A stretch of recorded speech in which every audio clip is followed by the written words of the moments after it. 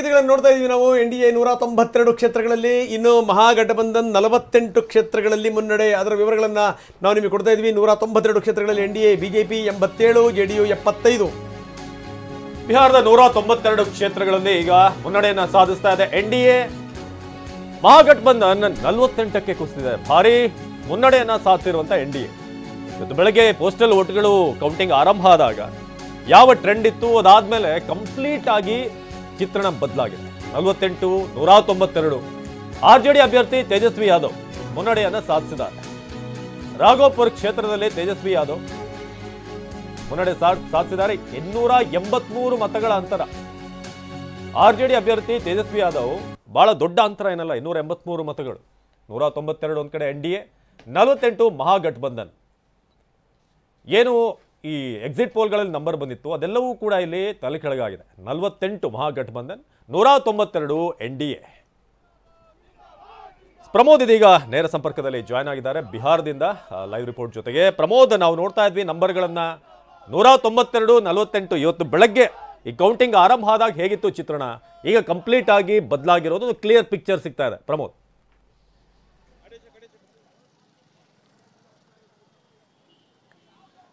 ಅವಿನಾಶ್, ನಿಜಕ್ಕೂ ಕೂಡ ಇವನ್ ಎಕ್ಸಿಟ್ ಪೋಲ್ಗಳು ಯಾವ ರೀತಿ ಕ್ಯಾಲ್ಕುಲೇಷನ್ಸ್ ಮಾಡುತ್ತೆ ಅನ್ನೋದು ಒಂದು ಭಾಗ. ಆದರೆ ಈಗ ಅಂತಿಮವಾಗಿ ಪ್ರಜಾಪ್ರಭುತ್ವ ಅನೇಕ ಅಚ್ಚರಿಗಳನ್ನು ತನ್ನ ಒಡಲಲ್ಲಿ ಯಾವಾಗಲೂ ಇಟ್ಕೊಂಡಿದೆ. ಅಫ್ಕೋರ್ಸ್ ಅದು ಸ್ವಲ್ಪ ಹೆಚ್ಚಾಗ್ಬೋದು, ಸ್ವಲ್ಪ ಕಡಿಮೆನೇ ಆಗಿರ್ಬೋದು. ಆದರೆ ಅಂತಿಮವಾಗಿ ಜನ ನಿರ್ಧಾರ ಮಾಡುವಂಥದ್ದು ಅಂದರೆ ಒಂದು ಹಂತಕ್ಕೆ ಅದು 2/3 ಮೆಜಾರಿಟಿನೇ ಆಗಿರಲಿ ಅಥವಾ ತುಂಬ ಕಳಪೆ ಪ್ರದರ್ಶನವಾಗಿರಲಿ, ಜನ ಏನು ತೀರ್ಮಾನ ಮಾಡ್ತಾರೆ ನಿಖರವಾಗಿ ಯಾರೂ ಕೂಡ ಹೇಳೋದಕ್ಕಾಗಲ್ಲ.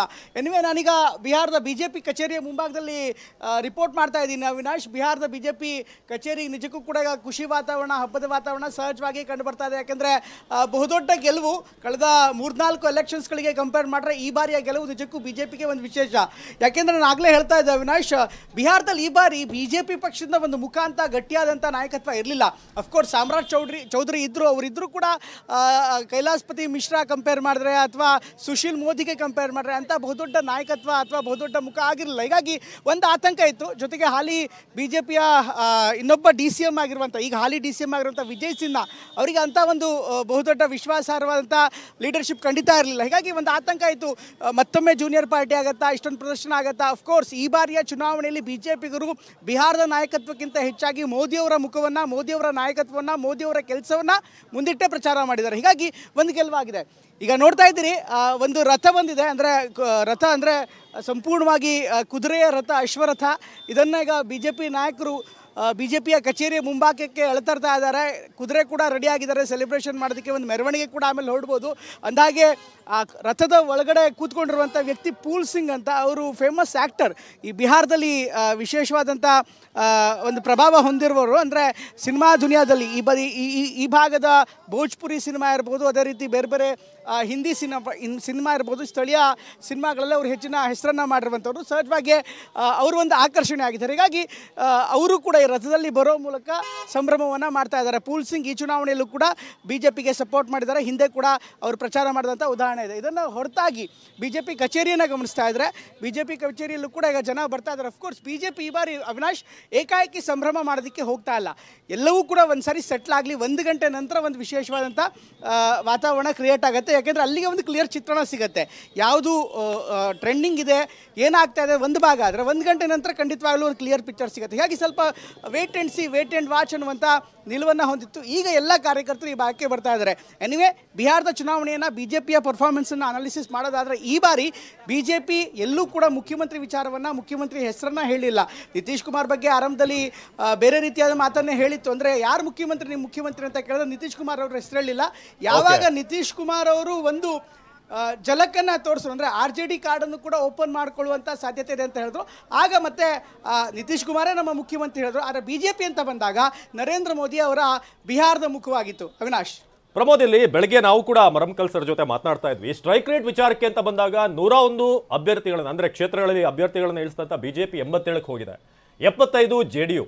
ಅಂದರೆ ಮೈತ್ರಿ ವಿಚಾರದಲ್ಲೂ ಕೂಡ JDU ಸ್ಕೋರ್ ಮಾಡಿದೆ ಅಂತ. ಅದು ಸೆಂಟ್ರಲ್ ಲೆವೆಲ್ಗೂ ಕೂಡ ಅದು ಇಂಪ್ಯಾಕ್ಟ್ ಆಗುತ್ತೆ. ನಾವು ನಿಮ್ಮ ಜೊತೆ ಇದ್ದೀವಿ, ಸ್ಟ್ರಾಂಗ್ ಆಗಿದ್ದೀವಿ, ನಮ್ಮ ಇಂಪ್ಯಾಕ್ಟ್ ನಿಮ್ಮ ಮೈತ್ರಿ ಜೊತೆಗೆ ಇಷ್ಟು ಅಂತ.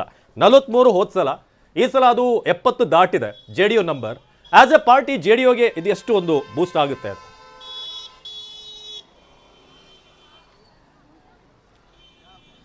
ಅವಿನಾಶ್, ಈ ಸ್ಟ್ರೈಕ್ ರೇಟ್ ಬರೋದಕ್ಕೆ ಅಥವಾ JDU ಈ ಬಾರಿ ಉತ್ತಮ ಅಂತ ಪರ್ಫಾರ್ಮೆನ್ಸ್ ಮಾಡೋದಕ್ಕೆ ಹಲವಾರು ಕಾರಣ ಇದೆ. ಅಫ್ಕೋರ್ಸ್ ನಿತೀಶ್ ಕುಮಾರ್ ಅವರ ಮುಖ, ಅದರ ಜೊತೆಗೆ ಇಲ್ಲಿ ಚುನಾವಣಾ ಲೆಕ್ಕಾಚಾರವನ್ನು ಕೂಡ ನಾವು ಗಮನಿಸಬೇಕಾಗುತ್ತೆ. ವರಂ ಕಲ್ಲರ್ಸ್ ಅವರು ಕೂಡ ಅದನ್ನು ವಿಶ್ಲೇಷಣೆ ಮಾಡ್ತಾ ಇದ್ರು ಬೆಳಗ್ಗೆ. ಕಳೆದ ಬಾರಿ LJP ಸುಮಾರು 140ರಿಂದ 160 ಕ್ಷೇತ್ರಗಳಲ್ಲಿ ತನ್ನ ಪ್ರಭಾವವನ್ನು ಹೊಂದಿತ್ತು. ಅದರಲ್ಲೂ ಪಾಸ್ವಾನ್ ಸಮಾಜ ಏನಿದೆ, ಈ ಭಾಗದ ಪಾಸ್ವಾನ್ ಸಮಾಜ ಏನಿದೆ, ಪಾಸ್ವಾನ್ ಸಮಾಜ, ಅದರಲ್ಲೂ SC ಸಮಾಜ ಬಹುದೊಡ್ಡ ಸಂಖ್ಯೆಯಲ್ಲಿ 47ರಿಂದ 50 ಲಕ್ಷ ಅಥವಾ 55 ಲಕ್ಷ ತನಕ ಇರುವಂಥ ಒಂದು ಪ್ರಮುಖವಾದಂಥ ಸಮಾಜ. ಕಳೆದ ಚುನಾವಣೆಯಲ್ಲಿ ಚಿರಾಗ್ ಪಾಸ್ವಾನ್ ಪ್ರತ್ಯೇಕವಾಗಿ NDAಯಿಂದ ಹೊರಗಡೆ ಹೋಗಿ ಅವರು ಚುನಾವಣೆಯನ್ನು ಮಾಡಿದರು. ಆ ಸಂದರ್ಭದಲ್ಲಿ ಸುಮಾರು 30ರಿಂದ 42 ಕ್ಷೇತ್ರದಲ್ಲಿ JDUಗೆ ನೇರವಾಗಿ ಡ್ಯಾಮೇಜ್ ಮಾಡಿದರು. ಅಫ್ಕೋರ್ಸ್ BJPಗೆ ಡ್ಯಾಮೇಜ್ ಮಾಡಿರಲಿಲ್ಲ.